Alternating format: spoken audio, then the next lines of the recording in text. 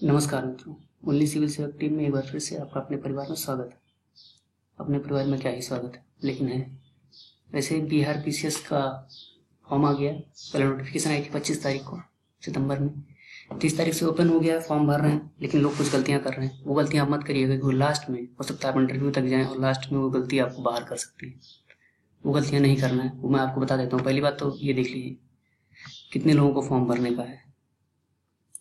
जो high post हैं, जो एडमिनिस्ट्रेटिव पोस्ट है, मोस्ट ऑफ देम, ठीक है, या डिस्ट्रिक्ट लेवल की पोस्ट हैं, उनमें जो मिनिमम एज है वो 22 साल है, ठीक। और जो उसके नीचे डिस्ट्रिक्ट के नीचे है, जैसे एसडीएम से भी नीचे, जो एसडीएम के नीचे वर्क करने के लिए है, उनकी पोस्ट है, उनकी जो मिनिमम एज है 21 साल है। कुल 16 तरह की पोस्ट है। और अगर आप जनरल हैं, पुरुष के लिए 37 साल एज है। आरक्षित में अगर हैं आप, जैसे ओबीसी में है तो आपकी 40 है, और आप जनरल की महिला हैं तो भी आपको 40 साल मिलेगा। दूसरा, अगर आप मतलब आरक्षित में SC ST के हैं तो आपको 5 साल का मिलेगा। ओबीसी को 3 साल का मिलता है रिलैक्सेशन, आपको 5 साल का रिलैक्सेशन मिलेगा। इसका मतलब आप 42 साल तक के हैं तो भी फॉर्म भर सकते हैं। अब देखिए, जो इसमें एक मेन चीज़ आई है वो मैं दिखा देता हूँ आपको क्या नहीं करना है। फॉर्म तो आप भर ही रहे हैं, उसके बाद रजिस्ट्रेशन करेंगे, पेमेंट करेंगे, सब करेंगे। देखिए, जो मेन बातें हैं वो मैं आपको साफ साफ बता देता हूँ, वो हम साफ साफ जान लेते हैं। अगर आपने किसी तरह का कोटा लगाया, गर्ल्स का ही कोटा क्यों ना लगाया हो, अनारक्षित का लगाया तो कोई बात नहीं। दूसरी बात, पहले जरूरी बात वो जान लीजिए, अगर आप बिहार के बाहर के हैं तो आप जनरल कैटेगरी के हैं, कुछ भी हो, SC ST कुछ भी हो तो आप जनरल कैटेगरी। MP से ST से आ रहे हैं, आप बिहार में आ रहे हैं तो आप जनरल कैटेगरी से। दूसरी बात, अगर आप बिहार के ही हैं तो आपके पास जो सर्टिफिकेट है आपके कोटे का, मान लीजिए ओबीसी कोटा, तो 5 नवंबर 2021 से पहले का बना होना चाहिए, ऑनलाइन शो होना चाहिए। दोनों बातें ध्यान रखिए, उससे पहले का बना होना चाहिए, शो होना चाहिए। ऐसा नहीं है कि 15 नवंबर का सर्टिफिकेट आपको बना है तो आप कहेंगे नहीं प्रीलिम्स से तो पहले हुआ है, एग्जाम से पहले ना, इससे पहले का बना होना चाहिए। EWS का कोटा जो हो 20-21 का बना होना चाहिए, 19-20 वाला नहीं, 20-21, बस 20-21। इसमें सारी बातें लिखी हुई हैं।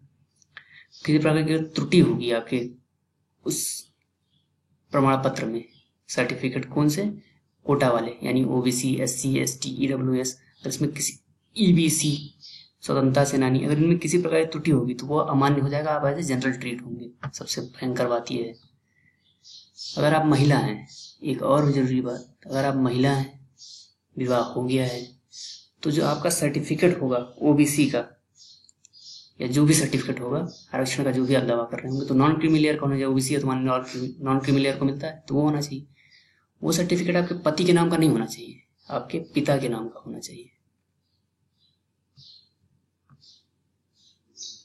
मतलब हम जब फॉर्म भरें तो आप सब कुछ साफ साफ रखें। दूसरी बात, मान लीजिए आप अस्थायी दिव्यांग हैं, कुछ ऐसा भी होता है, दिव्यांग होता है, परमानेंट होता है, अस्थायी। अस्थायी तो उसका रिन्यूअल टाइम पे करना पड़ता है कि अभी सही नहीं हुआ, अभी सही नहीं हुआ, अभी सही नहीं हुआ। तो ये रिन्यूअल का प्रमाण पत्र होना चाहिए। अगर रिन्यूअल नहीं हुआ है आपका तो फिर उसे माना नहीं जाएगा। स्वतंत्रता सेनानी के नाती नेता जो भी हैं, पोता पोती नाती नतनी जो हैं, अगर आप हैं तो आपको एक प्रशासन द्वारा एक प्रमाण पत्र दिया जाता है, वो होना चाहिए। नहीं कि सिर्फ हम वो हैं, उसका दिया जाता है कि इनके आश्रित हैं आप या इनकी पीढ़ी में हैं आप, प्रमाण पत्र मिलता है, वो आपको लेना पड़ेगा। सिर्फ उत्तराधिकारी होने का कोई मतलब नहीं होता वो प्रमाण पत्र नहीं। EWS का देख लीजिए क्या दिया गया है। ये प्रमाण पत्र 20-21 का होना चाहिए। उम्र की छूट तभी मिलेगी जब आपको सर्टिफिकेट देंगे। मान लीजिए ओबीसी से दे रहे हो तो ओबीसी का सर्टिफिकेट देंगे तो आपको छूट मिलेगी, वरना नहीं मिलेगी। आवेदन करना है तो क्या होना चाहिए, देखिए इस बात को ध्यान दीजिए। मान्यता प्राप्त विश्वविद्यालय से स्नातक अथवा समतुल्य पास होना चाहिए, उत्तीर्ण होना चाहिए। तो इसका मतलब ये हुआ कि जो लोग फॉर्म इस समय 3rd ईयर में है, मान लीजिए वो BSc का 3rd ईयर यानी फाइनल ईयर में है, BE के फाइनल ईयर में, BTech के फाइनल ईयर में, वो लोग इस फॉर्म को नहीं भर सकते। हो सकता है यूट्यूब पे कुछ लोग ऐसा बता रहे हो, नहीं आप भर सकते हैं, भर सकते भर सकते, लेकिन यहाँ कहा गया नहीं भर सकते। देखिए, क्योंकि फॉर्म ही ऐसे टाइम पे आया है, फॉर्म ही आया है सितंबर अक्टूबर में, नवंबर दिसंबर में होगा, लास्ट दिसंबर में हुई। पिछली बार 27 को, तो इस बार 28 तारीख को हो जाएगा या 26 तारीख को होगा, 24-25 ऐसे ही होगा। 25 को तो नहीं होगा, 24 को हो सकता है। तो फॉर्म ही नहीं भरे तो मत भरिएगा, पैसा बर्बाद मत करिए, क्योंकि फिर ये रिजेक्ट कर देंगे। पैसा ले लेंगे लेकिन बाद में रिजेक्ट कर देंगे, आपका एडमिट कार्ड नहीं आएगा।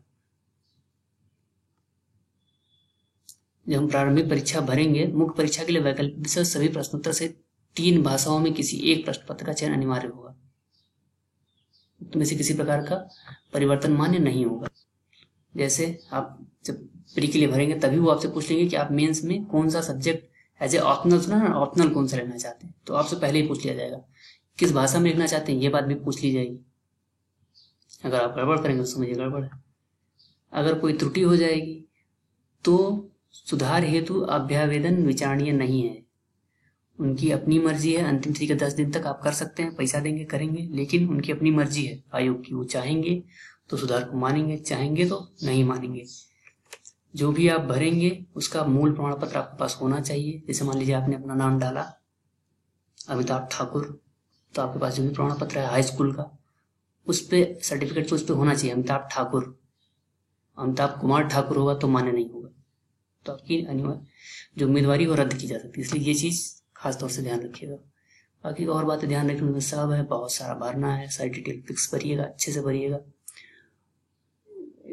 पास हैं तो भरिए, वरना कोई बात नहीं, बहुत परेशान भी मत होइए।